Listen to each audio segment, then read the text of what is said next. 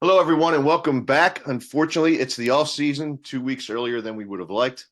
And so here we are with the inaugural edition of the front office brought to you by Royal Farms, home of the world's greatest chicken. I'm Tony Lombardi. Today I'm joined by Brian McFarland of Russell Street Report and the great Jeff Zrebiec from The Athletic.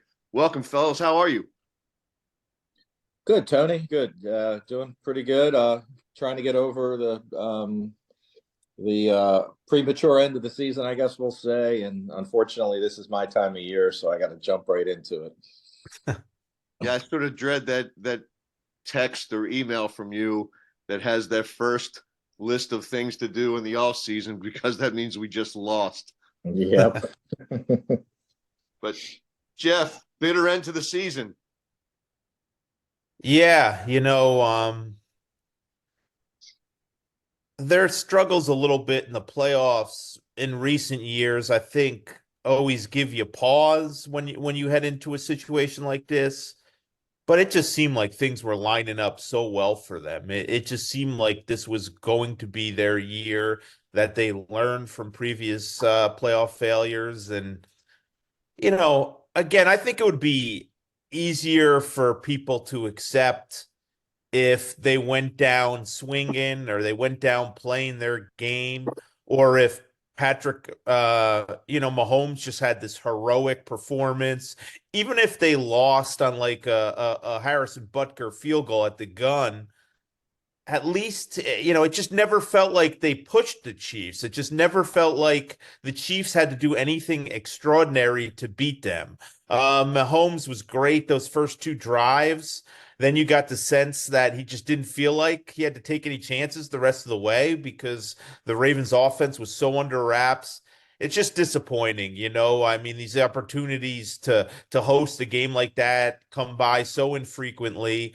And when you get to it, not only to lose, as I said, that's one thing, but to go down where it doesn't feel like you were even close to your best or you let it all out there.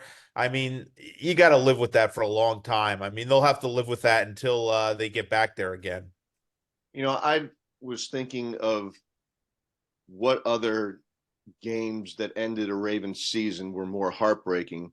And I have to say, we all have this recency bias. Things that happen most recently seem to impact your life more because time has lessened the pain of things that may have happened years ago.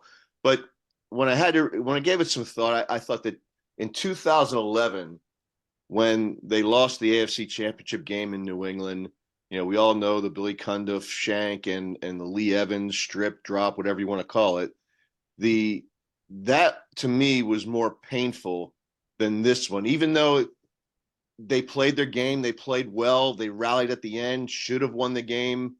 That to me was more painful, and the way that team responded, they lost guys like uh, what's the Jared Johnson. They lost players like that.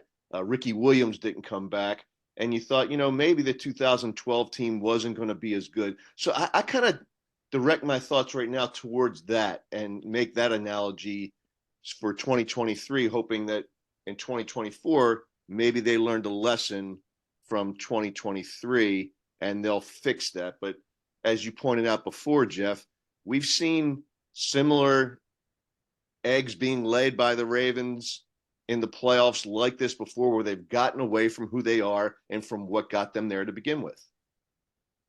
Yeah, I think that's the frustrating part, and that's something they have to figure out. Why does this keep happening?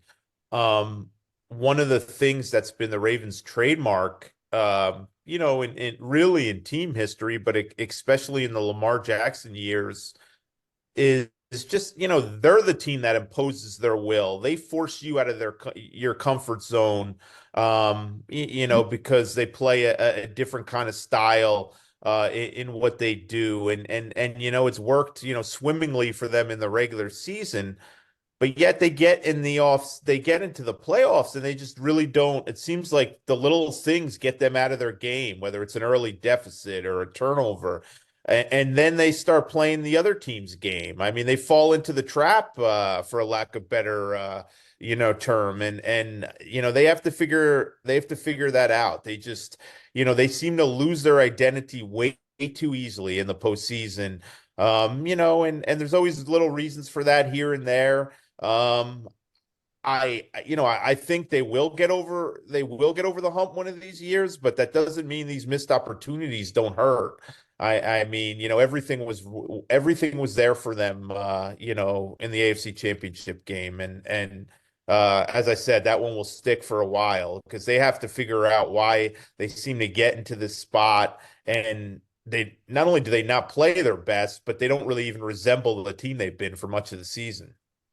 We were Yeah, all, and I'm sorry, Brian, we were all there, and I kind of felt sorry for Anquan Bolden and Terrell Suggs, who they brought out there during the game to try to get the crowd riled up, and it fell flat because you could sense the air was coming out of the stadium.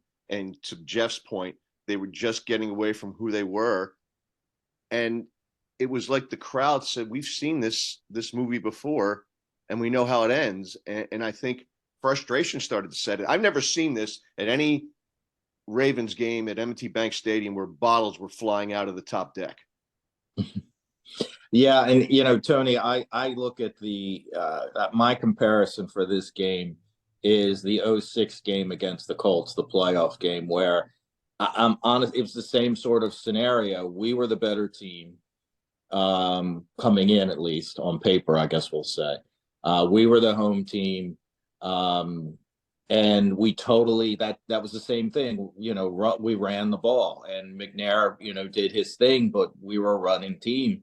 And they totally got away from running. Jamal was, granted, on the back end of his career at that point, but it had a good year. And they totally got away from that and threw the ball all over the place. McNair was terrible. And it was just, as you said, that frustration, you could just feel it. And it was like they were never in that game, even though they were never really out of the game. They were never that far out of the game. Same with this time.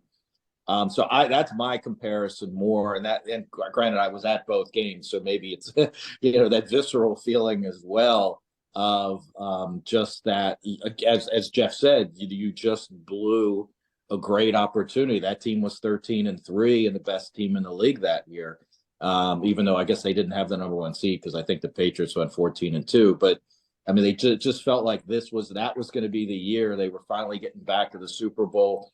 They had McNair, they had that veteran, they had that guy that was gonna, after the Bowler years, they had that guy that was the leader, and then they just fell flat on their face. And that to me that's my comparison. It feels like the same exact game. So the Ravens had their annual postmortem presser, sans Steve Bisciotti last Friday. Brian, any takeaways from that presser? I mean, those pressers are what they are. When fans get upset at them, I'm like, what do you expect them to say? I just, I was more focused on. I mean, again, I'm already focused on this coming year now, and listening to Acosta about the plans, and obviously he wasn't giving away much there either. But I do. It's just one of those things, fans have the time to digest it and all of that. It's crazy to me that, you lose on Sunday, and on Monday, you're already signing guys for next year. You're already planning for next year. I mean, the coaches have some time to decompress, but it's crazy to me how the front office guys just have to go. Hey, they got to flip that switch, and, we got to put that behind us, and we got to start talking about next year. Jeff, anything that wasn't said during that presser that may have been bothersome to you in some way? No, I mean, not really. I think I agree with what Brian said. It's exactly what I was thinking. I mean, I think you lose the AFC Championship on your home field. What are they going to say 5 days later that's going to suddenly make everybody feel better? This is not an organization prone to overreacting and to making all these huge sweeping statements. And I think people wanted a pound of flesh, and that's just not how they operate. Some of the reasoning for not running the ball, I think people would have rather just heard, look, we screwed up, we choked, we let the game get away from us. We panicked to the early deficit and to what the Chiefs did to the Ravens defense the first two drives, and we got ahead of ourselves and we choked. But that's just not how they talk. That's just not what they're ever going to say. So I didn't have high expectations of it. Tony, I would have liked to hear from Harbaugh earlier in the week where we could just focus more on wrapping that game up. I think, when you're asking questions at one of those things, you're sort of in the mix between, usually a lot of those are pushing things forward, like the end of the season. You talk about all the postseason, all the offseason decisions they have to make, and the free agents and the contracts and all that. But that was hard to do considering that was really the first time, Harbaugh had spoken since right after the game. And you're not going to get the greatest answers right after the game. He's still going to review the tape. He's going to settle down and think of some things. So, it really, other than, you always would like to hear, like, look, we messed up, we choked, but that's just not how they do business. That wasn't my expectations. And my expectations were pretty much what they said.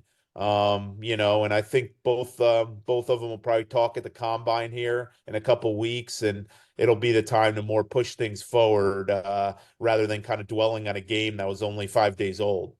I agree with you. It's part of their MO not to disclose to the public these kinds of things that, like you said, Jeff, the public wants a pound of flesh, but they're not going to do that, at least not publicly. But I wonder sometimes if some of the discussion that we would like to hear is it happening behind closed doors, because you would think it would have to be if they're going to get better. Yeah, there's no doubt. I mean, Steve Bisciotti always calls John Harbaugh after games, like either the night of, the day later. And I imagine there was some, pointed questions about why things, went as they did. Why are the running backs only getting, 6 total carries? But this again, it's a little frustrating because I often the media gets blamed. Well, you didn't ask this and you didn't ask that. And I just kind of find that laughable. I mean, the first 5 questions were about the run and the disappearance of the run and why didn't Lamar Jackson, run more, even though there were opportunities clearly for him to do that. So, you can't browbeat them into saying what you want them to say. That's just really not how this works. So I think that gets frustrating, to certain people. So, but, as I said, you move on, you check the box. Their end of season press conference is over. They move on. I'm sure they'll meet, with Steve here soon going forward and come up with a plan for this offseason. They, as Eric DeCosta said, he was on a plane the next morning to Mobile for the Senior Bowl. So you can only dwell on it for so long.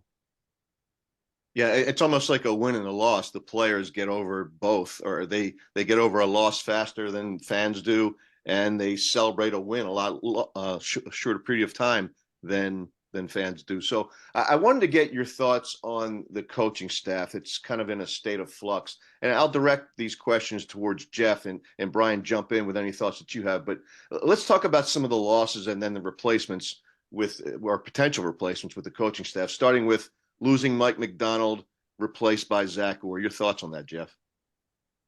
I think we all knew at some point that Mike Macdonald was going to be a head coach. And it had, with the way the Seahawks and Washington Commanders search went, it was pretty clear that they were waiting to speak to Mike Macdonald. And Mike Macdonald and Lions offensive coordinator Ben Johnson were kind of the bells of the ball, and they were the two left. And once Ben Johnson pulled out, there was 2 jobs and 1 top candidate. So it's tough. I mean, it's Mike's a stud. I mean, he's we'll still see how he'll do as a head coach. He's gonna have to, he's gonna have some tests going forward. But I think you just had to know you were gonna lose him. It stinks, but that's the reality of it. And I don't know if there was a more interesting coaching kind of like with the chairs and like somebody described it to me a couple days after the season. It was like Armageddon with the Ravens coaching staff. Like all these guys were getting offers. Everyone wanted a piece of the staff. And Harbaugh kind of had to make a decision about like, look, who do we not want to lose? And the reality was Weaver, Wilson, or Hewitt to a lesser extent. There's been some interest in him too, but not as much as those other guys. And three of those guys were going to get defensive coordinator jobs, any way you look at it. So you were only going to be able to keep one, and they opted to keep Zach Orr. It was an interesting decision. I think there's going to be an experience factor there, that you just don't know how Zach Orr will do quickly. But I mean, he's a really smart dude. He's a leader. They love him in the building. He's a player's guy, motivator. So it's John made that call. This is the guy we don't want to lose. This is, it just reminded me in a lot of ways of they kept the coach with the most upside in a lot of ways. And I think Orr, given his age and where he's at, he probably had the most upside. Now, Denard Wilson, I think, had a chance to be the Ravens defensive coordinator. He wanted to make a decision fast. He felt like doors were closing on that Tuesday, so he committed to kind of that Titans job Tuesday, and I think that kind of took some people by surprise. I think there was a chance he would have been the DC here, or he would have gone to Seattle with Mike McDonald. But he kind of, when he went there, that took an option out for the Ravens and took an option out for McDonald's in Seattle. So it was kind of Orr and Weaver at that point, and John went with John felt strongly that it was Zach Orr's time, and we'll see how it goes. It'll definitely be a decision that will be scrutinized, but you move beyond that a little bit. We'll see how he does, but God, how can you not feel good for Zach Orr? I mean, I'll never forget that press conference, when he had to retire, like a year short of a big payday, and he was becoming kind of one of the key pieces on that defense, and then to have to retire immediately. That had to hurt, but he's worked his way up quickly. People rave about him, and he's earned this opportunity. Do you think that there may have been some of the thought process that went into Zach Orr over Weaver? Because if you had asked me a month ago which of those two guys I thought would be the defensive coordinator if Mike left, I would have picked Weaver. But then the more I thought about it, Zach Orr is probably going to provide some stability to that position for a few years, whereas Weaver, he could have been a one and done as the DC for the Ravens. Any thoughts on that? Yeah, I think if they had a great year defensively, Weaver probably would have been one of the top coaching candidates, going forward. I don't know. It's hard to say, Tony, but in a lot of ways, to me, and Weaver's going to a great situation in Miami. They got some elite players on that defense. Clearly, the players did not enjoy playing for Vic Fangio, and Weaver with his charisma and his, guy still looks like he can, go out there and get to the quarterback. I mean, he's a specimen, and smart guy, charismatic, as I said, energetic. So he should do great. But in a lot of ways, people I talked to felt like kind of Weaver even profiles better as a head coach at this point than even a defensive coordinator. And I wondered if that was part of it. I mean, that his strengths sort of are best suited maybe to be a head coach, even more. I mean, you wonder if that also factored in the Ravens mind here. So, look, but if Zach Orr, if they have a really good year on defense, given all the changes they're going to have, and everybody's looking for the new thing here. And, given Zach's age, energy, charisma, he could move quickly too. And then we'll be back in the same boat. But, as I said, I just think John felt strongly that Zach was ready for this opportunity. He knew he'd likely lose Anthony Weaver. That's just the way it works. He knew how teams were interested in him, and they just were much less willing to lose Zach Orr, who probably would have went with McDonald, or may have even gotten that Packers job. This is the front office. I'm Tony Lombardi with Brian McFarland from Russell Street Report, and with Jeff Zrebiec from The Athletic. Hey guys, Tom Palacero reported earlier this week that Jerry Rosberg was going to be like the in-game manager, assistant to Harbaugh to make in-game decisions along the sideline. And then later they retracted that the two didn't, come to terms or reach an agreement as initially reported by Palacero. Any thoughts on that, Jeff? And Brian, chime in with your thoughts as well.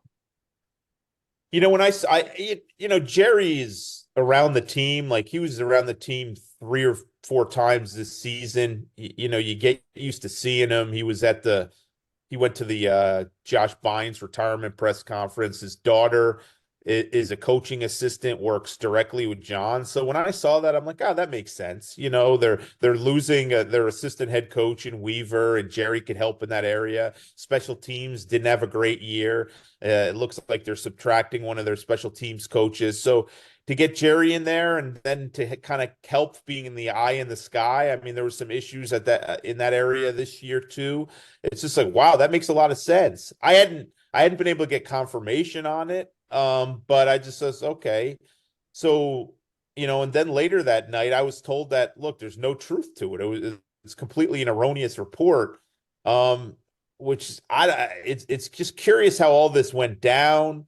You'd think John and the organization would have a strong enough relationship with them where it wouldn't be something where, oh, it was over financial compensation or any of that. You'd kind of think that they'd be above that. So I didn't hear that was the case. It seemed like, from what I was told, it was just something that was discussed and they sort of moved on, with other plans, that it didn't go that far down the road where it was one of those situations where his hiring was imminent. But again, I'm hearing that from one person. John Harbaugh has not been available to comment on his coaching staff. He's been very quiet. He has there are a number of other coaches who aren't even going to be back on the staff, from what I'm hearing. Maybe not big names, but guys that are part of the staff who they've already either moved on from. So he's going through, there's a lot of changes going on there. But yeah, the surprise to me was see the whole situation with Rosberg seemed odd. And then to hear it really never got far down that road. I mean, Tom Pelissero is a really good reporter. He's not a guy who just throws stuff out there. So obviously he had a pretty good authority that Jerry was coming back. And I'd like to hear more about that situation from the people who were involved. Yeah, I mean, my only thought on that, I know a lot of people are kind of making fun of it, of, why does Harbaugh need this? Or, yeah, he definitely needs this. But I mean, that kind of coach or that kind of assistance, I think, especially a guy like Jerry, who's, well liked and well respected and obviously a very sharp guy.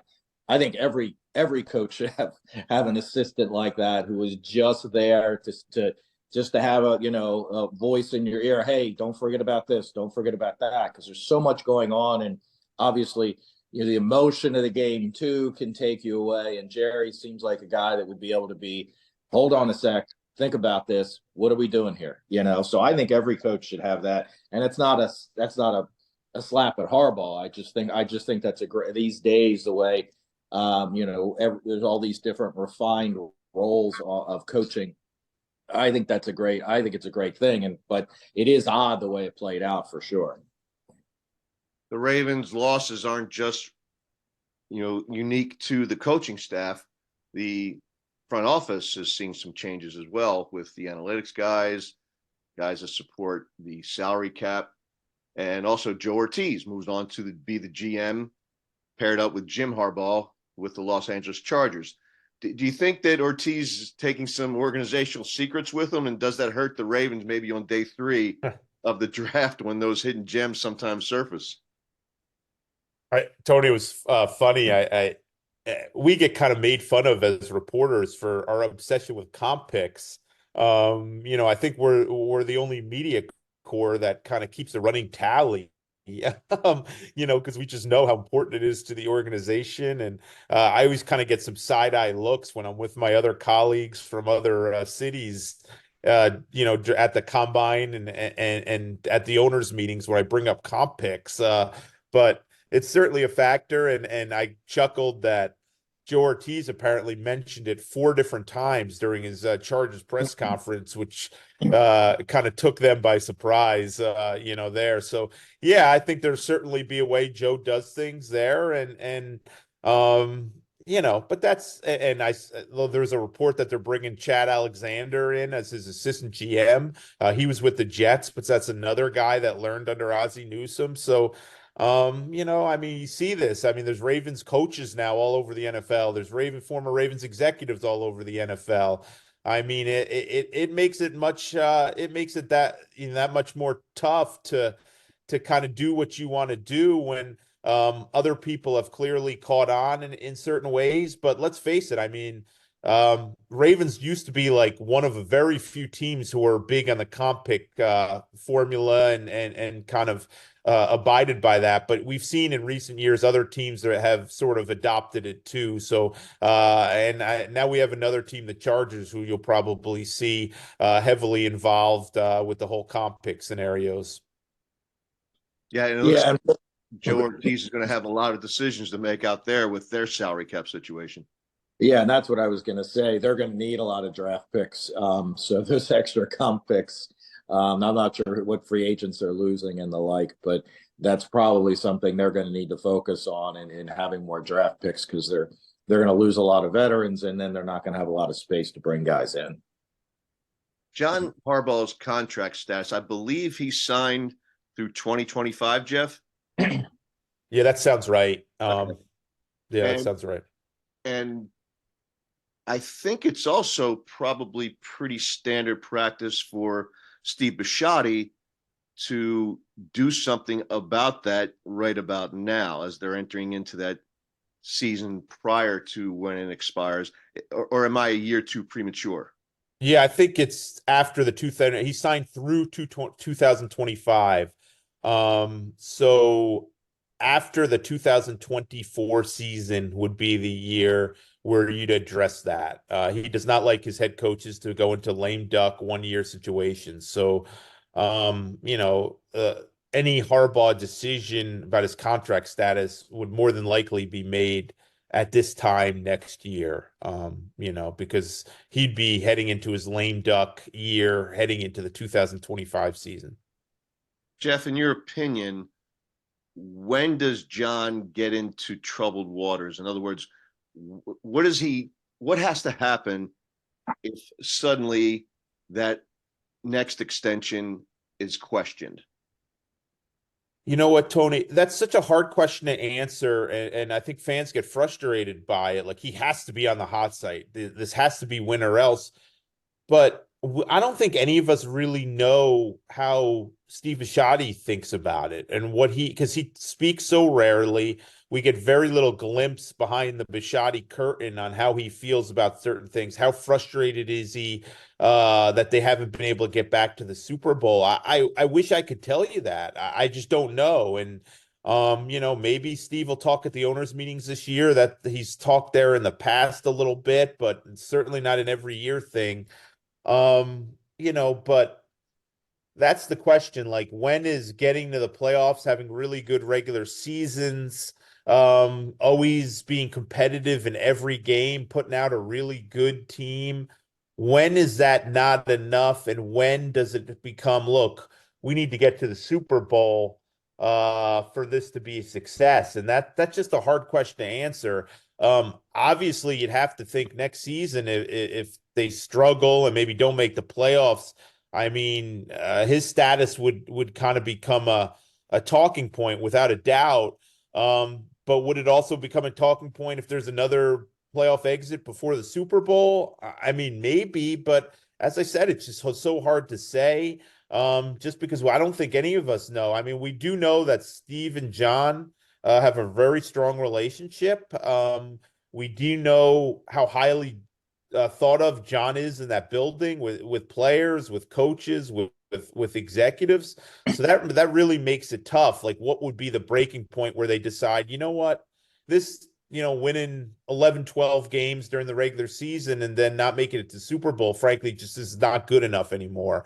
We need better. We need to shoot for, championships. Like, I just don't know when Steve's going to get to that point. But you'd have to think if as I said, if they have a really disappointing season next year, you have to think it's going to be a topic, especially with John having only 1 year remaining on his contract. This is the front office brought to you by Royal Farms, home of the world's greatest chicken. Right now, for $12, you can get an 8-piece mix that includes 2 breasts, 2 wings, 2 thighs, and 2 drumsticks. Again, for $12, that's normally $18.99 at Royal Farms. Real fresh, real fast. Brian, a couple of key players have fifth-year options in play this offseason, and the Ravens must decide by May 2nd, I believe it is, whether they will extend those fifth-year options to namely Rashad Bateman and Odafe Oweh. If the Ravens extend the offer, Bateman gets $13.8 million and Oweh $12.2 million. In your opinion, what's the likelihood that either one of them gets the option? I would say Bateman is probably not getting it. That's probably too much. Well, considering, I mean, obviously we all hope he finally breaks out, and obviously there's been a lot of stats about how open he's been, and Lamar just hasn't found him. But then sometimes when he's gotten the opportunities, he's dropped it or run the wrong route or things like that as well. So I think I think that's very unlikely. Oweh had obviously a better year than he had the year before, but he also disappeared for a lot of stretches. But he's at a premium position where he at this point he is the top edge rusher on this team. And obviously he wasn't this year, but with the two being with Van Noy and Clowney being free agents, whether they go to the draft or bring in veterans again. I think he's certainly more of a chance his is picked up. I'll say 60%, 60-40 that it is picked up. It's still a little steep. But again, he's all they got at this point because we don't know about Ajabo. Obviously he hasn't done much and he's lost 2 years pretty much to injury. So I think they'll probably pick that up, but it's certainly not a slam dunk. Jeff, do you think that ego gets in the way or gets involved at all with, let's say, Eric? Because, you've got Patrick Queen. They didn't exercise a fifth-year option with him, first-round draft pick. Now you got these two guys that we're talking about.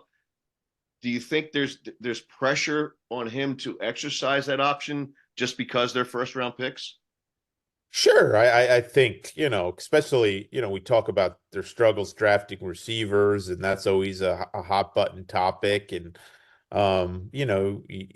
you trust these guys, you have faith that these guys are to develop what you think they're going to be, and you want to give them every opportunity. What's going to be the reaction when and if they decline Bateman's. Oh, here we go again, another first round receiver bust, and Oweh would be kind of similar, like what a bad 2 first-round picks. I'm not saying I agree with that. I'm just saying that would be the reaction. So yeah, I think that has to get, that has to come factor at some point, and that'll be all part of the equation. But look, they need to make smart business decisions. This is a team that's not going to be operating going forward with a ton of cap flexibility. And they need to make the right, business decision and not worry about all that. I think one thing we've seen time and time again, Tony, is this organization's not afraid to make a decision that might lead them to get some criticism among their fans. I mean, I think, they're going to do what they feel like is right for them. I mean, they have to. As I said earlier, they're not exactly in the driver's seat here when it comes to keeping all their great players, and they're just going to have to make some tough decisions. So, I think this would fall under the category of, we want to give them every opportunity. Yeah, we prefer not hearing about all that stuff, but we need to make the best decision for us and where we are as a team and against the salary cap. So of those two, which do you think are both going or both staying, or are you on board with what Brian believes that Bateman would not be exercised at fifth and Oweh will be?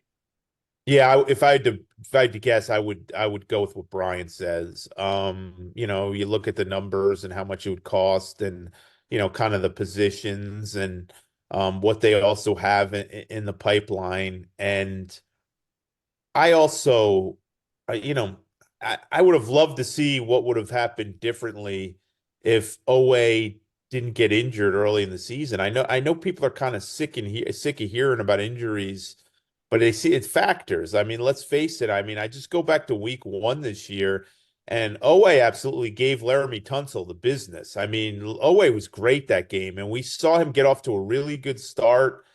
And then, he had the high ankle sprain and he tried to play through it. I just didn't see the same explosiveness. I mean, that injury is very debilitating, especially when, you play that position with pushing off and trying to get around the edge there.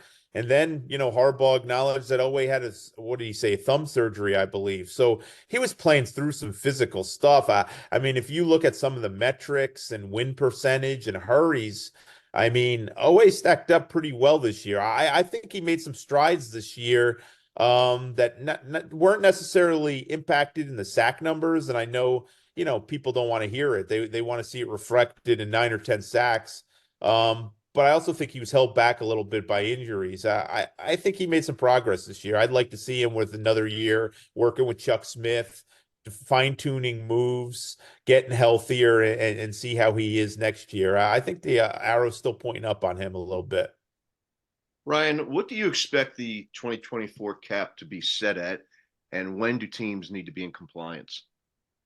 Yeah, so that's up in the air. Usually we get that information around the beginning of March. Now, last year it was really early. It was January 30th or 31st. I don't remember which, but so obviously we didn't get that this year. The expectation is in the 240 to 250 range, somewhere on the lower side of that. But obviously every team hopes it's more, and certainly the Ravens with a tight cap are going to hope it's more. So I've been using 245 just to split that. Hopefully that's not too high. The 242 range, some are saying. So teams have to be in compliance by the 13th of March. That's when the new league year starts. You can be over up to that time. So, for instance, if the Ravens do use the franchise tag, that would technically put them over, but that will happen in February or early March before the 13th. And then they'll have to make moves to get under the cap. So by the 13th. At using the 245 number, where are the Ravens cap wise right now? Right now, I have about 8.8 million. That's before we don't know the incentive adjustment. That could be pretty substantial. I'm guessing that's going to be around $4 million. That's a negative. So that would take that 8 number down to 4.8. So that's, and then you'll have a few other things. So they're probably without any moves. If they made no moves and of course didn't use the franchise tag, they would probably have a little under 4 million as of the 13th. Now, obviously, they're going to make moves, so that number really doesn't mean a whole lot. But that's kind of their starting position. And then obviously work off of that to create cap space with cuts, restructures, things like that. Now, you mentioned some moves and a few cap numbers that pop out at you when you look at the Ravens' entire cap picture, and then you compare that to performance. The 3 players that really stick out for me anyway are Ronnie Stanley, Marlon Humphrey, and Marcus Williams. Do you expect any contract changes to any or all 3 of those guys? I don't with Williams because he's got guaranteed base salary still. Now there could be a restructure where, simple restructure, not changing, not him losing any money or pay cut or anything like that. Just your normal type of restructure in order to create cap space. That creates almost 7.2 million, which is a nice chunk of change. He's still early in the contract, so to speak. So that would be with Williams would be the main thing I would see. Humphrey is a little difficult. I know a lot of people have talked about he needs to take a pay cut and things like that. That's fan talk, I guess we'll say. Real world salary cap talk. It's really hard. I mean, there's almost 24 million in dead money that would have to be accounted for with Marlon. And that number makes it really, really difficult to go to a player and say, we want a pay cut. Well, you need, your performance was down. Now, remember, he was just a Pro Bowler 2 years ago in 22. So it's not like, he had obviously an injury riddled season this year, but it's not like he was a bad player. This is he's been a declining player. but you can't really go to Humphrey and say, we're going to cut you unless you give us a pay cut, because the threat of cutting him is, I mean, never say never, but I'd be shocked if they would do something like that and take on all that dead money. I mean, that number is actually, if they cut him before June 1, that number is more than his cap number. So you'd actually be paying more money on the cap by not having him here than having him here. They could do a post June 1, but they've already going to probably have Odell Beckham with post June 1. And then we're going to talk about Stanley in a second, who's a real candidate for a post June 1 release. So I would be surprised with anything happens with Humphrey. They could add a void year or two and do a restructure on him. They've already gone to that well several times, which has created this high dead money number. So I think he probably is here with the exact same numbers that exist today. And then you get to Stanley, and that's the one that probably, because he is due $15 million this year in between bonus and salary. I'm not sure if they cut him, I'm not sure he'd get 15 million elsewhere. He'd probably only get a 1-year deal anyway. And I never say never. It only takes one team, but I would be surprised that he would get 15 million. So they can go to him and say, we'll pay you 10. We'll put incentives in. If you earn it back, great. That'll count next year. We'll worry about it then. Would another team give him 10? I'm not sure of that either. He would probably get an incentive late in contract. Maybe he could earn 10, but as a base deal. So that, is that 5 million pay cut enough to make keep everybody happy and keep him here? If they release him, it would be after the league year starts, and it would be most likely be a post June 1 release.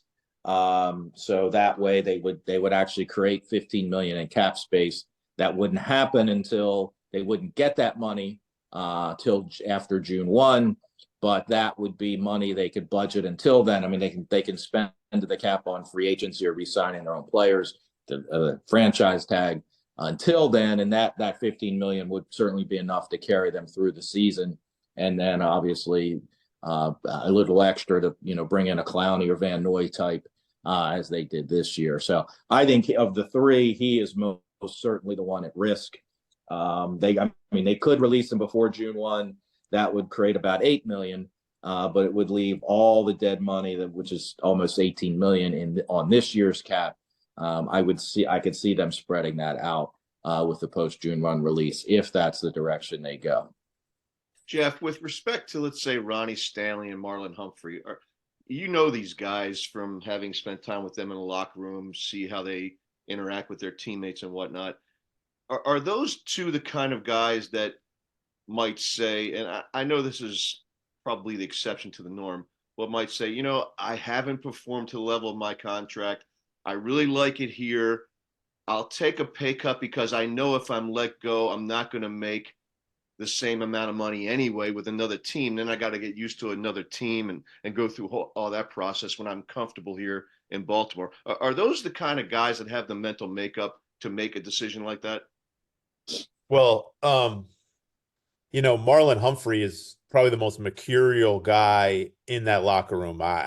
For me to say what Marlon Humphrey is ever thinking, I'd be foolish, because that guy marches to the beat of his own drummer. You never know what he's going to do. You never know what he's going to say. He says some outrageous stuff. He's not very tight with any of us in the local media. He does his own thing. So I'm not really sure. He does hold himself very accountable, and he's very aware. And he cares very much about how he's playing and how he's performing and how he's working. So I'm not sure how he's not going to get that money. You look at it, will he be able to see, well, look, this is more that I'll get elsewhere anyway? I just don't know. I mean, he's a wild card, and both, especially Stanley, both these guys are very active in the NFLPA, and that's sort of, Stanley's been their player rep, but I believe Humphrey's been their assistant at different points. So they're very involved in this contract stuff, and they're very well aware of this kind of thing. I think Stanley sat in front of the media, and admitted he hasn't played up to his capabilities. I think Stanley understands that the Ravens know his medical history. They've been very accommodating with Ronnie to try to find a practice schedule that works for him, that allows him to play on Sundays and elsewhere. He may not get that luxury. So I would think him out of the two might understand that and might realize that. But you're talking about two pretty strong-willed guys who are a little bit different, and two guys that don't necessarily put themselves out there to the local media on things like that. So it definitely would be hard to figure how they'd react. But I will say both those guys are very close to Eric DaCosta, and I'd expect an open line of communication on both sides, where DaCosta will have a very good idea on how they react if it came to that. Along the same lines, to you both, Brian, can you identify some potential cap casualties on the roster, what the savings might be? And then, Jeff, if you could share your thoughts on the likelihood of that casualty or casualties happening. Yeah, so I mean, the first one, I think the easiest one, although it is potentially a position of need, is Tyus Bowser, because who knows? Harbaugh wasn't saying a lot. Nobody seemed to expect him to be out for the year when training camp started. And then it just, and Harbaugh seemed frustrated. I mean, maybe it was just frustrated with answering the question or frustrated with the situation. I'm not sure. You can't always tell with him. But so I think that one probably is the easiest one. Now, maybe there's a pay cut there. Maybe it's we want to keep you around, but based on last year, everything's so up in the air.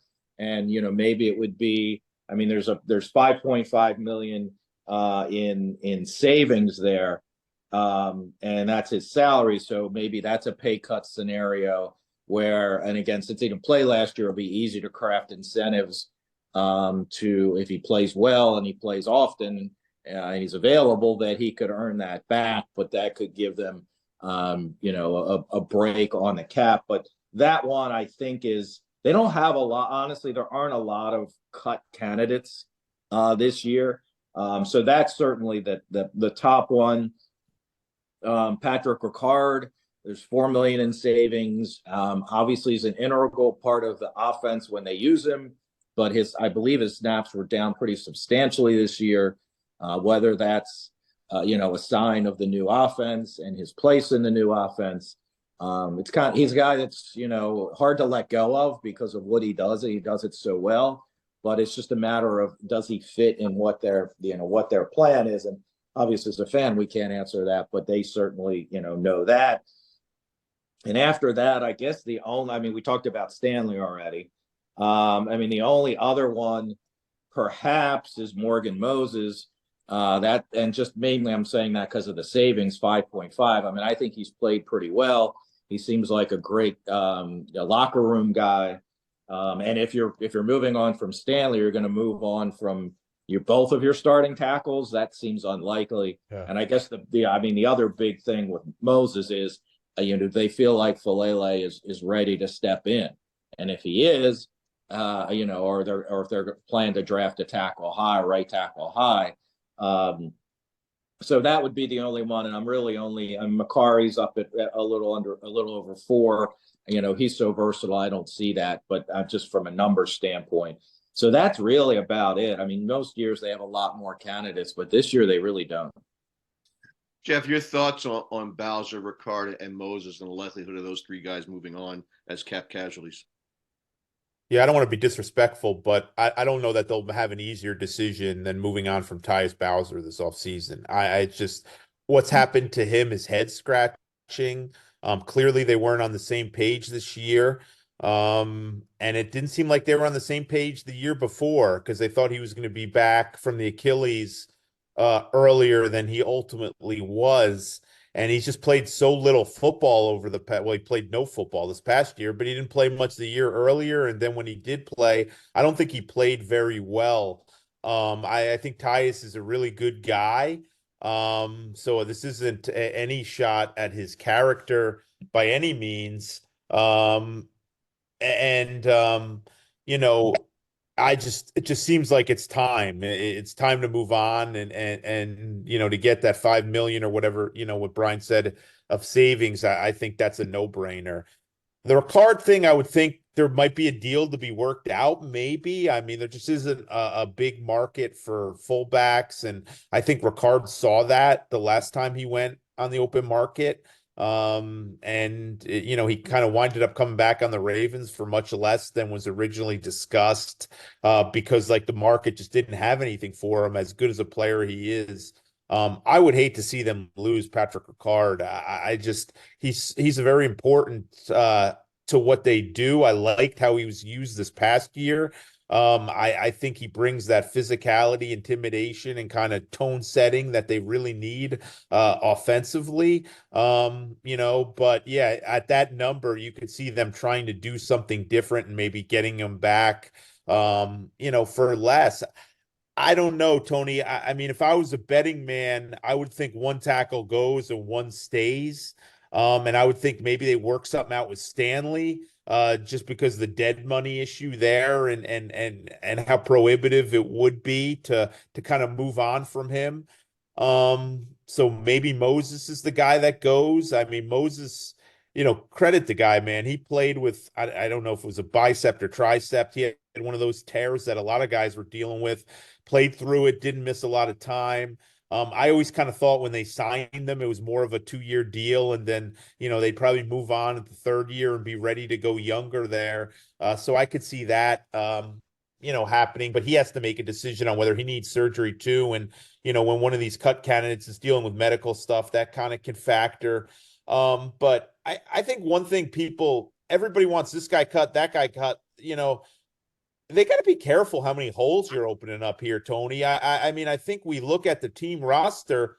How many positions where you can honestly say they don't need help right now? And I'm not saying, they need frontline guys at every position, but I think you feel like, and maybe we talk about this in a little bit, but you feel like Geno Stone moves on, and then you probably need to add a safety. You clearly need to add running backs.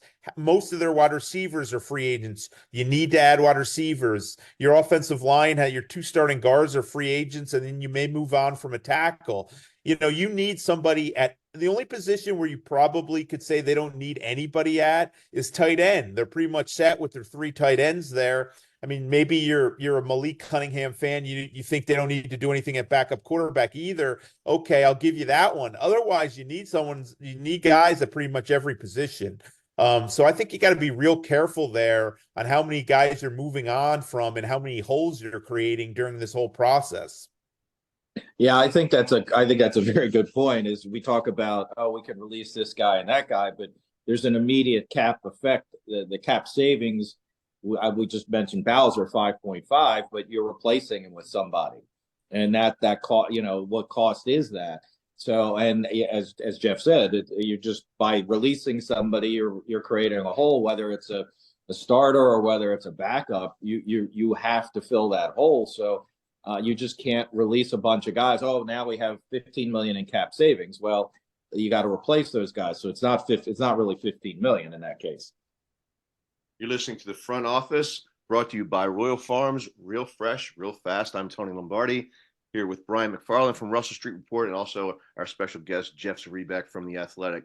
Now, you mentioned moving on, creating holes in the roster, and the Ravens have an extensive list of free agents, and I want to go through this list. But what I'm going to ask each of you to do is just to say, knee-jerk, will he stay or will he go? And we'll just go with Brian, then Jeff. And the first on the list is Malik Harrison. Will he stay or go? Go.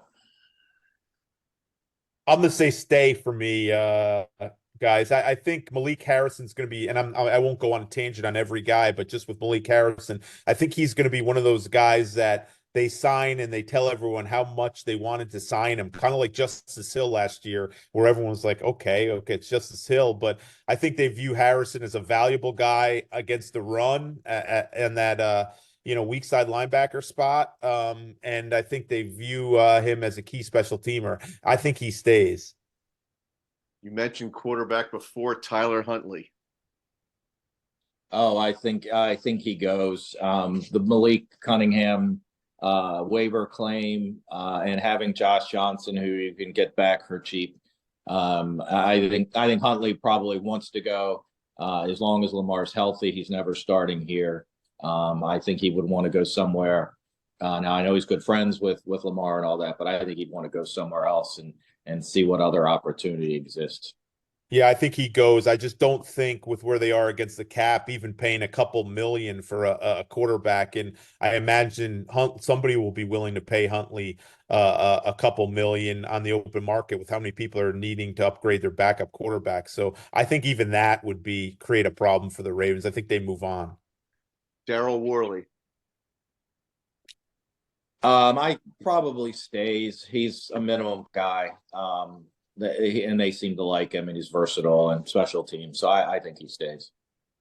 Yeah, I'll say stays too. There's going to be 3 or 4 guys that sign vet league minimum deals before free agency. We see it every year. Worley was one of those guys last year. Brent Urban was one of those guys.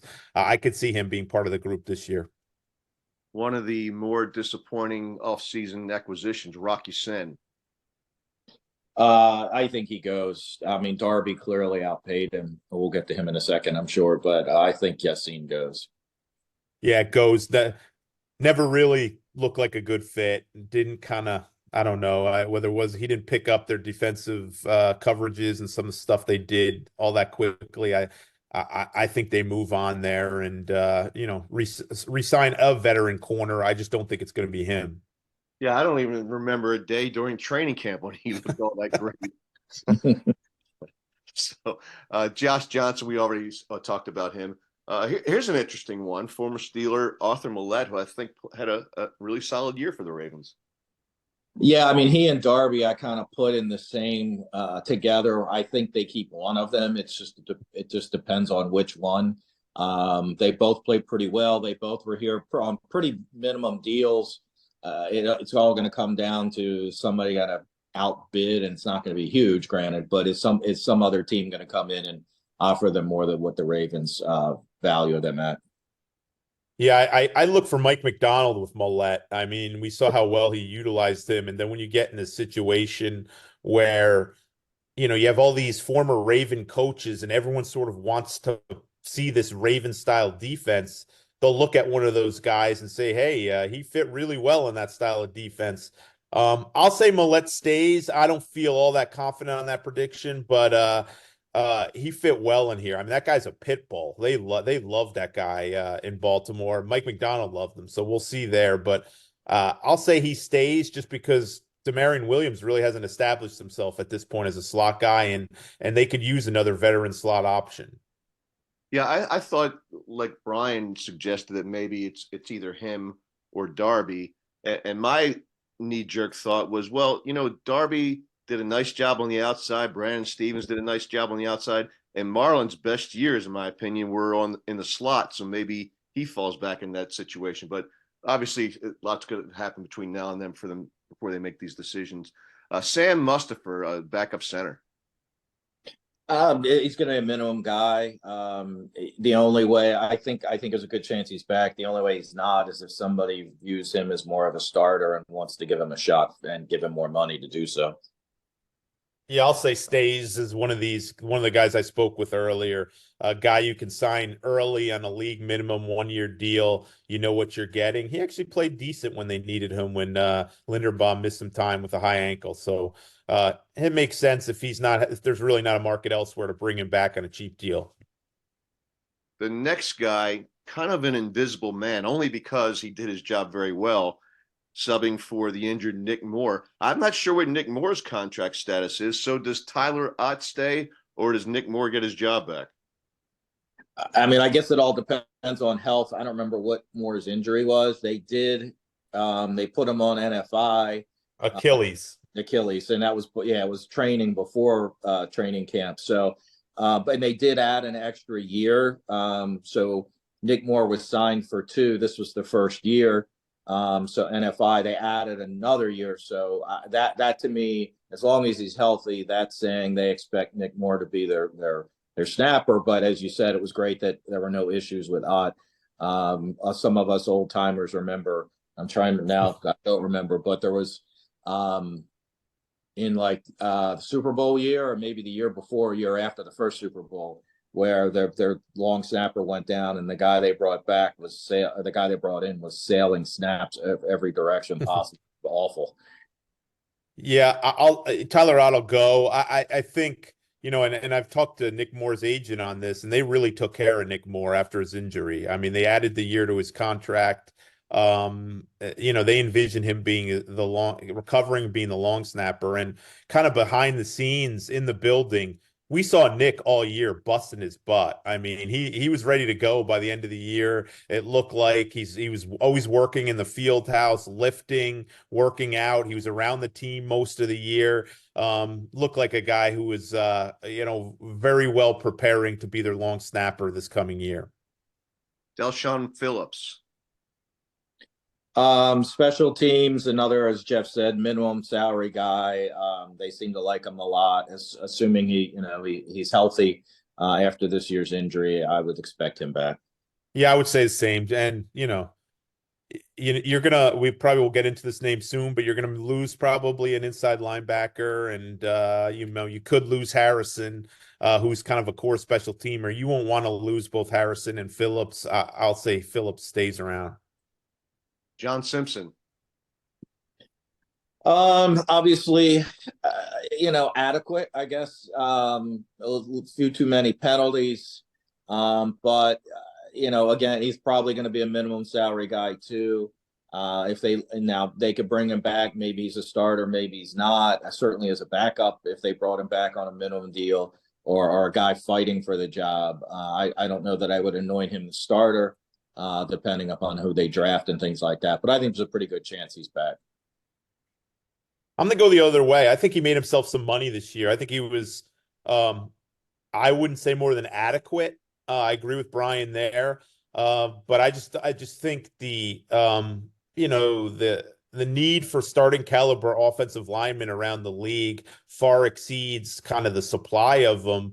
And I think if you can get in a starting guard who improved this year, on relatively cheap, I think some team might jump on that, and I could see him being the perfect kind of Ravens comp pick carrot, where maybe he doesn't get him a comp pick, but he works into the formula as a guy they lost, and they let him walk. I mean, you have Andrew Voorhees here, who they drafted last year, knowing he'd redshirt. You still have Cleveland. You still have Saleh. So I think there's a young guy that they feel like can step in adequately at left guard while allowing John Simpson to leave. One of the more entertaining guys on the Ravens Wired series, Brent Urban. Oh, I think he loves Baltimore. I think when he left the first time, he bounced around a little. He seems like the perfect Raven. Again, minimum deal. He signed early last year. I think he's a guy that comes back for sure. Yeah, it's funny.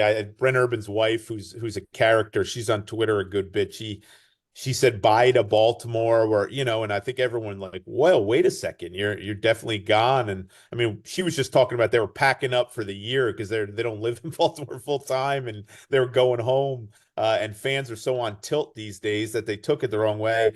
I think they'd like to bring him back as a depth guy, and you brought his buddy Michael Pierce back, so we can reunite those two guys again. Their characters, so I think there'll be a deal there on the cheap to make.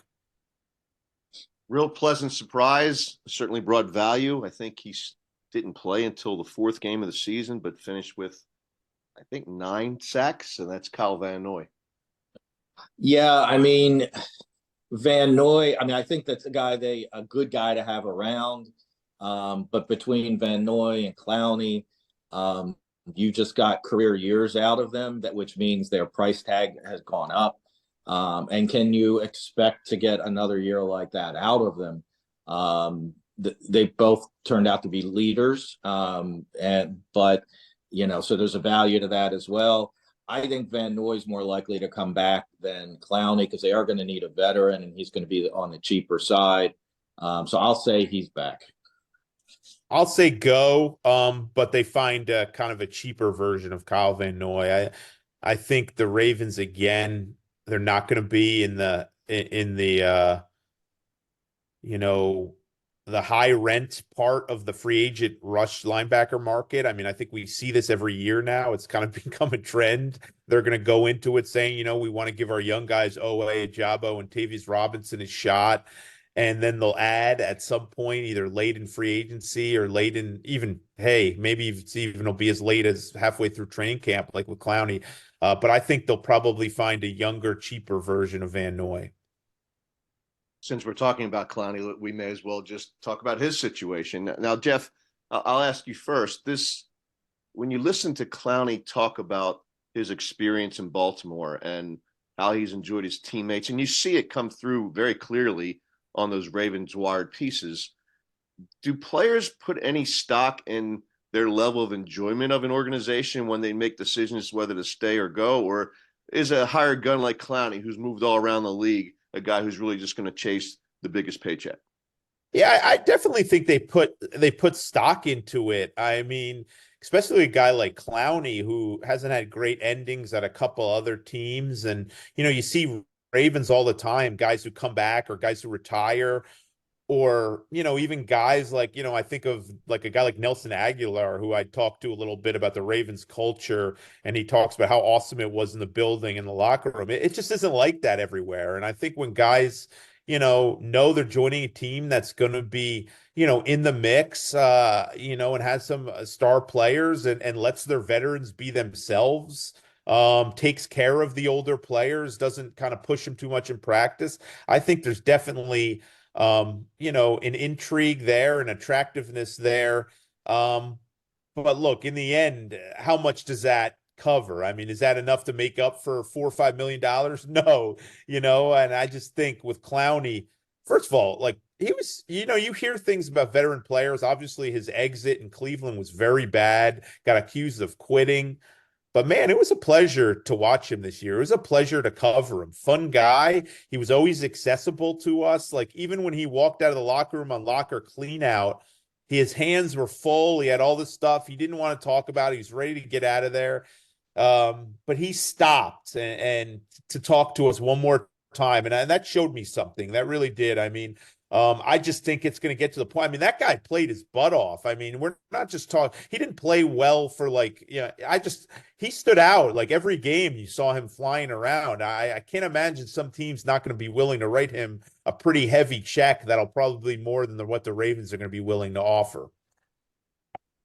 When I look at the way Clowney played and judging on the way he's played for other teams in the past, you always looked at his seasons as, okay, he played 12 games, he played 13 games, he missed 3 more of these games. I don't know that he missed a game this year. And to play like his hair was on fire all the time, I thought that was pretty impressive. And certainly whatever he ends up doing, he's earned it. Yeah, and I think that's it. He's earned it. And I mean, they got him. I mean, the number they got him for this year was way cheaper than anybody ever envisioned. And I think the 9.5 sacks is going to say he's, as much as he likes it here, unless the offers are pretty equal, he's going to chase the bigger number. And with the Ravens cap situation, and as Jeff said, how they play their veteran edge rushers, I think he's going to get a better offer somewhere and go. You mentioned Nelson Aguilar, Jeff. Your thoughts on whether he stays or goes? I know Eric DaCosta doesn't give a whole lot, and he, some of it's even a game to him. I think he enjoys the misdirection and kind of chuckles at what we run with. But he sure seemed like he didn't plan of a complete overhaul in the wide receiver room. And, there's always with DaCosta, you look back later this offseason and you're like, oh, yeah, he was right. Like he drops little crumbs to see. And often you look back and you're like, you know what? He was trying to give us a hint there.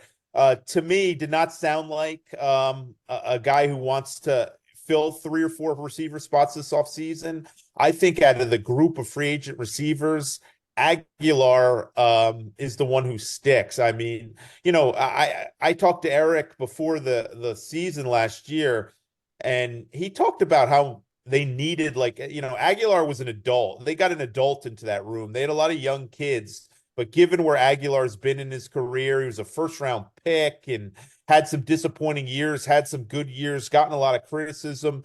I think he's a great guy to have around the younger receivers, and I think he had a bad drop in Pittsburgh, but I think otherwise that guy produced exactly what you wanted from him, given kind of limited opportunities.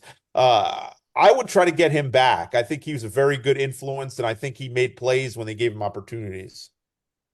Yeah, I agree. I think as a third slash fourth wide receiver, he's exactly again that adult in the room as well. I think there's a good chance he's back. Now he with a couple other these guys, he has void years in his deal, and in order to avoid the acceleration of those void years, that deal has to be done by the 19th, which is I think a week from this coming Monday. So there's a couple guys. We'll get to Zeitler in a second. Geno Stone, Gus Edwards, those guys, if they're going to get them done, it behooves them to get them done sooner rather than later. So if they're not done by the 19th, then that money accelerates. And if you re-sign them, it's money on top of that. So I think that will be a real clue for those guys, because if that date passes, you've kind of not lost the chance to re-sign them, but you're hurting your cap by not getting it done sooner rather than later. So the 19th is going to be a key date for some of these guys. But I agree. I think Aguilar is one of those guys that they'll want back. You mentioned adults in the wide receiver room, and although he's not technically a free agent just yet, it seems like the writing's on the wall. And I'm talking about the guy who's now dating Kim Kardashian or Odell Beckham Jr. Talk about his situation, fellas, and where you think he ends up, and even what he's worth after. We talk about how he was worth so much in the locker room, brought some maturity to the team, and that veteran leadership, and a guy who's been to the Super Bowl and won it before. But that's only goes $15 or $18 million they invested in him. That's a lot of money for the kind of production he put out there on the field. Go ahead, Bry. Yeah, I mean, obviously he's not getting anywhere near that, from anybody. So that deal, he did have void years originally. They restructured the deal in early January to give them a little more time to figure that out. So they have till March 16th to do so. And at that point, that's really a hard deadline, because on that date, as part of the restructure, on that date, his 2025 salary of 25 million, I think it is, or maybe it's more than that. I've forgotten off the top of my head, becomes fully guaranteed. So they're either going to reach an agreement with him before then or cut him. DaCosta really didn't mention any veteran wide receivers when he talked about them, and that doesn't mean, obviously they got a lot to talk about, and giving short answers. I think that ship is probably sailed now. If Lamar goes in and pounds the desk to bring him back, that might push it in that direction. But I have a feeling he's not back. Yeah, I kind of think that same. You could kind of feel like that's kind of what it felt like late in the season. But that's not a negative. I mean, again, another guy who you heard a lot of things about. You heard he can be a diva. You heard he can be selfish. All that stuff you heard about. Odell Beckham, and man, he was awesome to deal with. He treated us great. But this isn't about us even. You just saw how he was like the Pied Piper. Guys just kind of followed him. Guys just kind of wanted to be around him. He has an aura about him still. Even though his numbers in recent years really don't match, kind of the hype about him and sort of the aura around him. But what a fun guy to be around, fun guy to cover, and he deserves a lot of credit this year. I mean, I looked at it the other day, Tony. I mean, he got 4.5 targets a game. You're just not going to be able to do much with 4.5 targets a game. And I know there's this, they didn't get, they got what 35 catches for 15 million. No, they didn't. They got their quarterback back to the negotiating table at a very difficult times in the relationship between the quarterback and the team. Odell Beckham was a success here. The signing was a success regardless of numbers. I think you got to look beyond numbers in this case. I just think it's probably time that he goes elsewhere. And I just don't think you could overpay him to bring him back. They're just not in that position. Yeah, I totally agree. That was a great signing. There's 3 running backs that are free agents: Dalvin Cook, J.K. Dobbins, Gus Edwards. Which of those 3 are most likely to return? Is most likely to return? Well, again, you've got the void years with Edwards, but his usage seems to go up and down. He may want to look for a place where he gets more steady carries, I guess. I don't know if that's the right way to say it.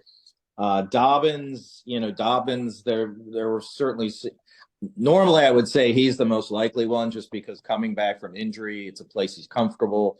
But there always seemed to be some disconnect between he and the coaching staff, or maybe it was the training, and maybe that's fixed with Saunders being let go last year. And Cook obviously was barely here, but for some reason, obviously depends on numbers. I almost feel like Cook is the most likely one to return just because of the, I don't know, issues with the other guys but I could see none of them returning, to be honest with you. Yeah, I would say Cook too, Brian. I really would. Look, Dobbins screams to me as a guy who could use a change of scenery, and it would just be one of those things. Look, he's had so much bad luck here and kind of bad juju or whatever you want to call it.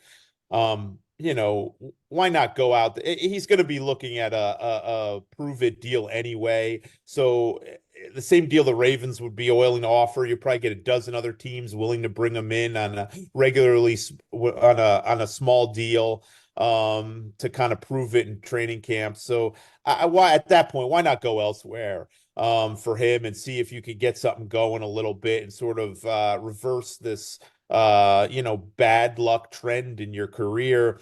Gus Edwards just seems to, look, the things that Gus Edwards never used to do were lose yards and fumble, and we saw him starting to do both in the tail end of the last year.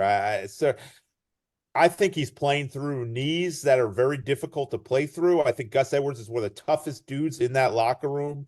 Such a self-made, no-nonsense player, selfless.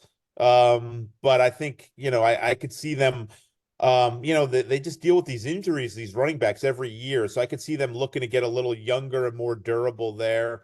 And, look, Cook's already gotten a taste of this free agency thing, and I don't think it's gone very well for him. Is he a guy late in the offseason? It seems like every year they sign one of these veteran backs late in the offseason. We saw it with Mike Davis 2 years ago, and last year we saw it with Melvin Gordon. I think they'll draft a running back relatively early, by at least early on day 3, no later. And then I think they'll add a veteran at some point, because it's just not a friendly the free agent market's not a friendly place for veteran running backs. So I think you're going to have your pick of the litter late in the offseason where you could bring in a guy and very cheap, and maybe Cook will be part of that category of guys kind of looking for work. Well, Le'Veon Bell's looking for employment. So, and Cook and Dobbins have the same agent, correct? Yes, and Zay Flowers, the same guy represents Zay Flowers too. So he obviously deals an awful lot with the Ravens. Ronald Darby. Again, we get back to he and Millette, but it's going to be the numbers. If they can get him back for cheaper on the cheaper side, I think they'd like to have him back. They're definitely with, as Jeff said, with Pepe Williams and Armour Davis. Neither of those guys, they're going to going into the 3rd year now. Neither of those guys have been able to prove themselves, so they're gonna need depth. They're gonna need solid depth. So I could see Darby's a guy I could see back. Certainly not 100% he'll be back, but it's a guy I think they'd probably like to have back if the numbers work. Yeah, I'm with Brian. I'd say back, but with a huge caveat. If another, I don't think back on a significant deal. So if another team's willing to go there for him, he's had some injuries. What is he, 30 now, I believe? I don't think I don't think they're going to pay him a lot, but I think he's a guy that you certainly make an offer and try to get at your price. Man, did he play well this year? You got to give him a lot of credit. I mean, this isn't a shot at Marlon Humphrey, but I think the best thing you could say is when Marlon wasn't playing, I don't think there was. I don't want to say you didn't miss him because obviously Marlon brings a different skill set, but I don't think there was a drop off at all, and that's a real credit to Darby. I remember having somebody tell me this past off season, they signed him, I believe, like a week after Marlon had the foot surgery in camp at a time where everyone was worried about the cornerback depth. And somebody told me they were just blown away by how good he looked, considering how quickly he was back from his knee surgery. And that played out all year. I mean, he had the one tough game in Pittsburgh. But other than that, man, he was reliable for them and he played really well. It'll be interesting to see the market he has this offseason. Devin Duvernay. Gone. One of those scenery kind of things. He's not going to get a chance here. I mean, he barely touched the ball on offense. Kick returners aren't as important as they used to be. I mean, he certainly gave them a couple of good kick returns when they needed it, but he still didn't look like the same kick returner that he had been in the past. So change of scenery, he's gone. Yeah, I put him in the Dobbins category. Not that he's had the extent of bad luck, but we've now seen injuries in back-to-back years. We've seen an inability to get him involved on offense. I don't know what more you need to see if you're him or if you're them. I think it's probably one of those situations where, you allow him to go elsewhere and see if he could kind of jumpstart his career as a receiver.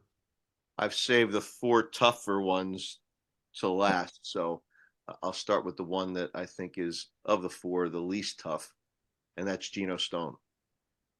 Yeah, I mean, you've got 2 safeties. Obviously they played a lot of 3, and I mean, whether you consider, Hamilton's a weapon, if you want to call him that, not a safety, but I think he's priced himself out with I'm sure they'd love to have him back. It sounds like they made some efforts in December and early January before the end of the season, so they could get one more a bonus proration into 2023. Sorry. But yeah, I think he's priced himself out, and he's almost a luxury at this point. Yeah, I mean, I think you let him go and you need to get a safety because Marcus Williams has not been very healthy the last 2 years. And you also, you have Kyle Hamilton, but you really don't have a kind of a young safety, coming up in the pipeline right now. So, but I think you could get another number 3 type safety a lot cheaper than Geno Stone's going to be. I think he deserves it, man. He deserves to get paid.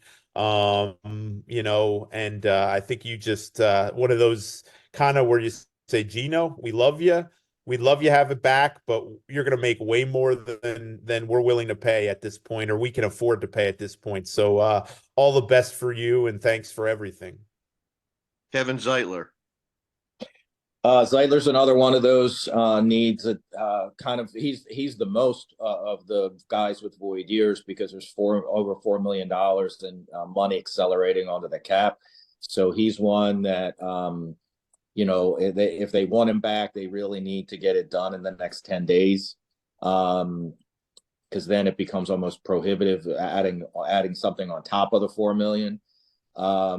I thought they would have extended him last year when they added those void years, but perhaps at that point he wasn't sure if he was going to retire or not. But he certainly, in the locker room after the last game, he sounded very much like a guy who was going to continue playing. He's as solid can be. They got him on a pretty reasonable deal last year, or the last contract. I think they want him back. Sounds like he wants to be back. It's just going to be a matter of money. It's probably 60-40 again. He's back, but I certainly think it's a guy they want back. Yeah, I'll say back too. I think he clearly wants to be back here. He's played in enough teams. He loves it. He loves the building. He loves the idea of ending his career as a Raven and kind of going after that elusive Super Bowl 1 or 2 more years. Still playing at a pretty high level when he's healthy. and he's already met with Eric DaCosta about his contract. I don't think obviously money matters here, but I don't think it's going to come down to, I don't think he's looking for top dollar. And look, I don't think the Ravens like the idea of having 3 or 4 new starters on the offensive line. I mean, if you pencil in, you obviously know you got the stud center. If you pencil in Zeitler and you feel good about one of the 2 veteran tackles, that means you have 2 spots, and that's doable, especially because you have some other young guards in the pipeline. I think you feel pretty good about being able to find 2 starting caliber offensive linemen this offseason. But any more than that, you're asking for trouble. So I think you really need to put your best foot forward here and try to get the Zeitler deal done sooner rather than later. The Batman or the Robin to Roquan Smith's Batman, Patrick Queen.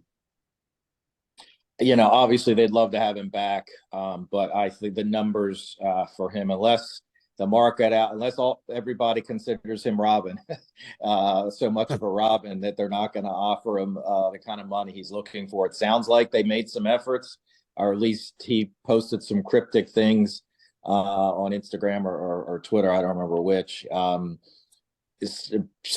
I mean, they drafted Trenton Simpson, who looked pretty good, and at least in the Steeler game, looked pretty darn good.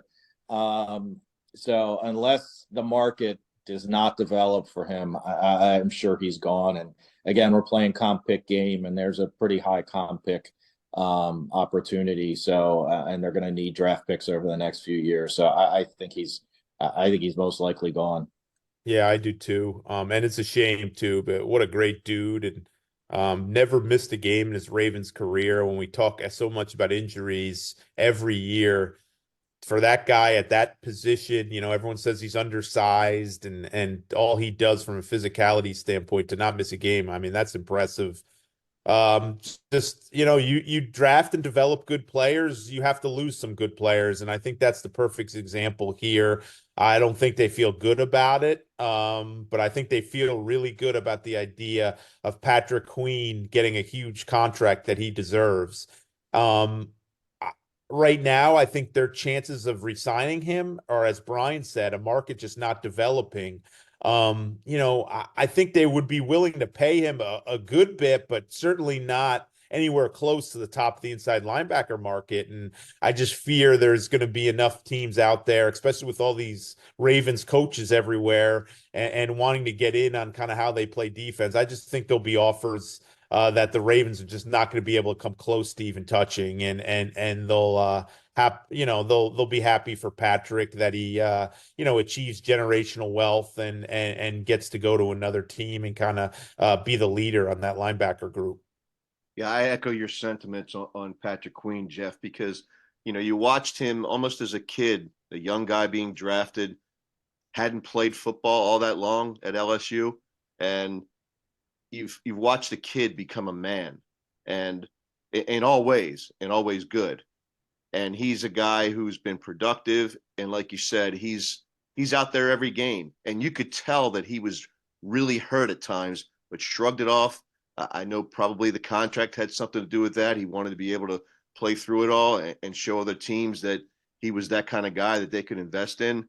But I don't know that there's enough good things you could say about Patrick Queen, and I think the Ravens will certainly miss him.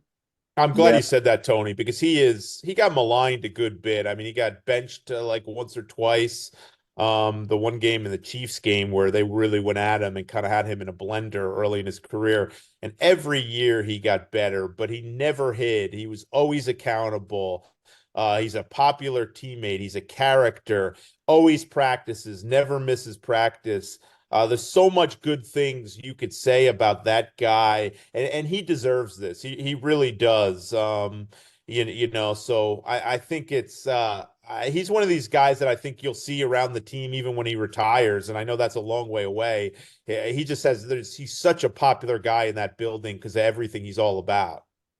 Yeah, I mean, think about, they declined the 5th-year option, and he, unfortunately, a lot of players don't handle that well. And he just, worked. And obviously, as opposed to complaining, or as far as we know, didn't ask for a trade or anything like that. I mean, think about some of the guys that haven't been happy here with their playing time or their money, you know, and they've asked out and they've been traded. He didn't do that. He just worked his tail off and absolutely earned a huge contract, it would seem. The next guy is one of those guys who just worked really, really hard this offseason. And you saw flashes earlier in his career.